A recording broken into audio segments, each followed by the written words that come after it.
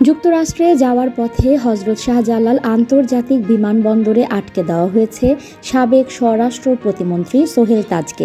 শুক্রবার ২৬ সেপ্টেম্বর তাজউদ্দিন আহমেদের কন্যা ও সোহেল তাজের বোন মাহজাবিন আহমেদ মিমি সংবাদ মাধ্যমে বিষয়টি নিশ্চিত করেছেন। তিনি জানান, সোহেল তাজের বিদেশ যাত্রা বাধা দেওয়া হয়েছে। কবে এ ঘটনা ঘটেছে জানতে চাইলে মাহজাবিন মিমি বলেন, সম্ভবত বুধবার ঘটেছে।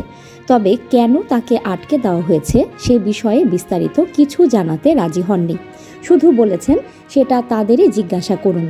অন্যদিকে হজরত শাহজালাল আন্তর্জাতিক বিমানবন্দরের এস ইমিগ্রেশন কর্তৃপক্ষ নিশ্চিত করেছে ভ্রমণ রোধ থাকায় সোহেল তাজ দেশ ত্যাগ করতে পারেননি। আওয়ামী লীগ সরকারের আমলে ২০০১ সালের নির্বাচনে গাজীপুর ৪ কাপাসিয়া থেকে জাতীয় সংসদ সদস্য নির্বাচিত হন সোহেল তাজ। ২০০৮ সালে একই আসন থেকে পুনরায় সংসদ সদস্য হিসেবে নির্বাচিত হন। ২০০৯ সালের ৬ জানুয়ারি আওয়ামী লীগ নেতৃত্বাধীন মন্ত্রিসভায় স্বরাষ্ট্র প্রতিমন্ত্রীর দায়িত্ব পান তিনি। একই বছরের ৩১ মে মন্ত্রিসভা থেকে ব্যক্তিগত কারণ দেখিয়ে পদত্যাগ করেন তিনি। ২০১২ সালের ২৩ এপ্রিল সংসদ সদস্য পদ থেকেও পদত্যাগ করেন সোহেল তাজ। তবে প্রক্রিয়াগত ভিত্তিতে এটি তখন গ্রহণ না করা হলে ৭ জুলাই আবারও পদত্যাগপত্র পেশ করলে তা গৃহীত হয়।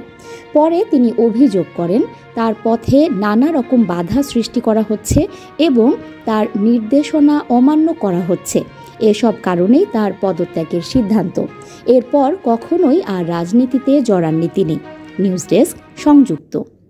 সাবস্ক্রাইব করে সংযুক্তের সঙ্গে থাকুন।